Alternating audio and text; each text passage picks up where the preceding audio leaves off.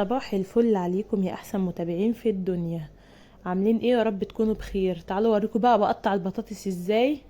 ده الكميه دي مثلا كيلو ونص تقريبا. انا بقطع كده البطاطس دي، قطعي كيلو ونص دول بسرعه الصاروخ، يعني تقشري وتقطعي بالطريقه دي. هوريكم برضو واحده كمان عشان تعرفوا ايه الدنيا سهله ازاي، يعني ما تصعبهاش على نفسكم. تمسكوا البطاطسايه كده على بعضها وتقطعوها كده زي ما انا بقطعها، وفي ثانيه كلها تنزل صوابع. حلو الكلام ده، حلو. جربوها وتدعولي. المهم النهارده عايزه بس اقول لكم ان النهارده يوم الغسيل، واي واحده غسالتها بايظه الله يكون في عونها والله يكون في عوني. انا بشقى شقه في اليوم ده مش قادره اقول لكم، يعني بيبقى يوم صعب بطريقه. ببقى ساعات كده لما ببقى تعبانه مثلا في الشتاء الصراحه كنت باخد برد بسبب كده، فكنت بجيب كشري او اي حاجه من بره ناكلها.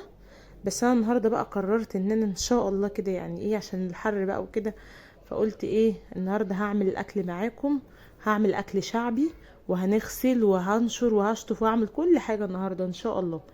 واليوم النهارده كان طويل وصعب، بس يعني الحمد لله، يعني الواحد يعني بيدعي ربنا كده يدينا الصحه والعافيه، والواحد الحمد لله يعني بيقدر وكده. بس دلوقتي شطفت بقى كوم الهدوم، ده كوم هدوم كتير ما تعدوش. غسلت وشطفت وهطلع انشر دلوقتي. وطبعا احنا مش هناكل اكل من الشارع ان شاء الله. هعمل انا الاكل، قطعت البطيخه انا من بدري وبنقعها في ميه بغطيين خل كده عشان تنزل النشا اللي فيها وتبقى مقرمشه. بس انا كده بقى بنشر خلاص، انا كده خلاص، دي اخر حاجه انشر واخلص. وبعد كده بقى اخش على المطبخ، هنبتدي اكل مع بعض. اي واحده والله غسالتها بتبوظ فعلا، بتحتاس بالذات لو يعني ايه الزمن اللي احنا فيه ده. يعني انا محتاسه حوسه رهيبه.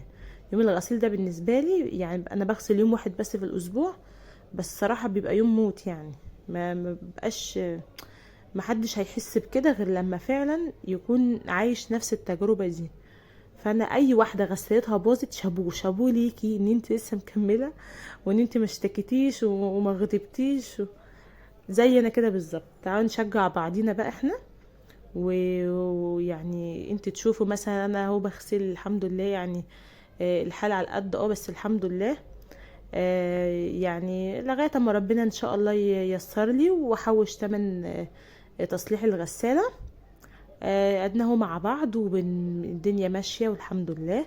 الواحد بس ما بيصعبش الامور على نفسه. طول ما الواحد مش مصعب الامور على نفسه طول ما الامور بتبقى ماشيه. ما تصعبوش الامور على نفسكم ولا على ازواجكم. الدنيا صعبه يا جماعه على الناس كلها، فما تضغطيش جوزك، يعني حاولي انت تيجي على نفسك شويه هو شويه. الدنيا هتمشي. المهم انا هعمل دلوقتي الغدا معاكم. انا دلوقتي قطعت بطيخ وقليتها، بقليها اهو، بقلي فيها عشان هي كميه كبيره. انا عيلي بياكلوها كده حاف، عشان كده بعمل كميه كبيره، ما بيردوش ياكلوا عيش ولا بياكلوا باقي الاكل ده. المهم انا كده قطعت شويه طماطم على فلفل حار، وادي البطيخ بوريها لكم بحمرها. وهكمل بقى الطبق ده، وهحط جبنه قديمه كنت جايباها من السوبر ماركت. ما بجيبش انا من البياعين لان ما بيكونوش فيه كتير عندنا وكده، فين وفين قبل ما بلاقيهم. فبجيب من السوبر ماركت زي كده وبعملها بقى بالفلفل والطماطم. وهكمل بقى باقي الاكل الشعبي.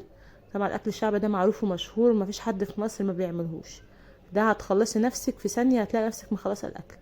هحط طبعا شويه زيت وهقلبهم بقى في بعض. واديني هو بقى لي شويه بتنجان جنب الاكل، بقيه الاكل يعني.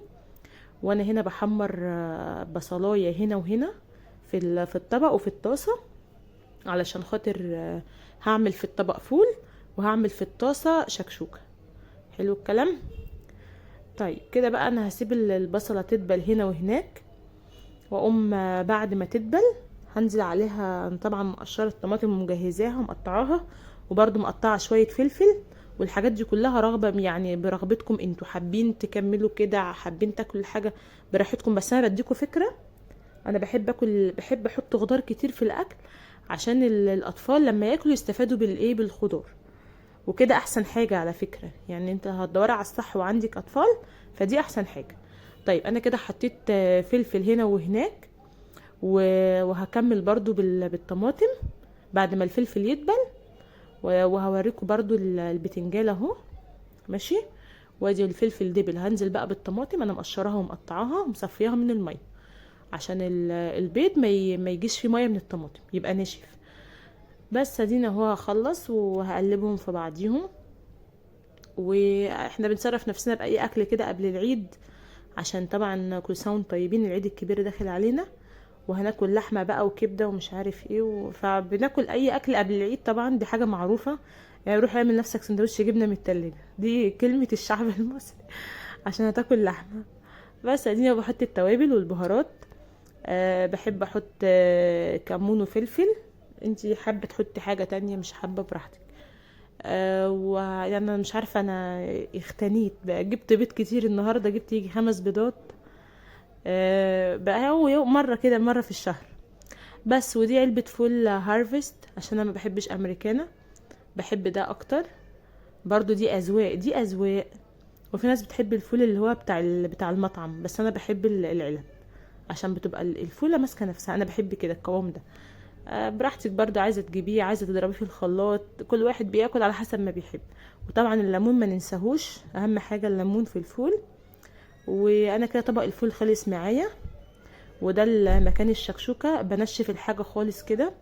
ودول تقريبا 5 بيضات او 6. انا هعمل بقى قرص عجه كبير كده، وهضربهم في بعض كده كويس زي ما انتوا شايفين. انا كنت بحط لهم معلقتين خل كده، بس انا نسيت اصوره، حاطه لهم معلقتين خل عشان كده لونهم فاتح. يعني اللون الفاتح ده كده من معلقتين الخل.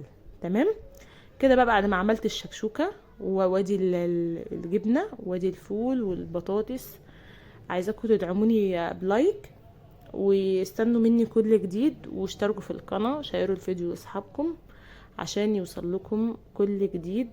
دمتم سالمين، عيد سعيد عليكم يا رب ان شاء الله. يجي كده علينا العيد وما يبقاش في بيتنا هم ولا غم، ويجي علينا العيد واحنا بصحة وبعافية.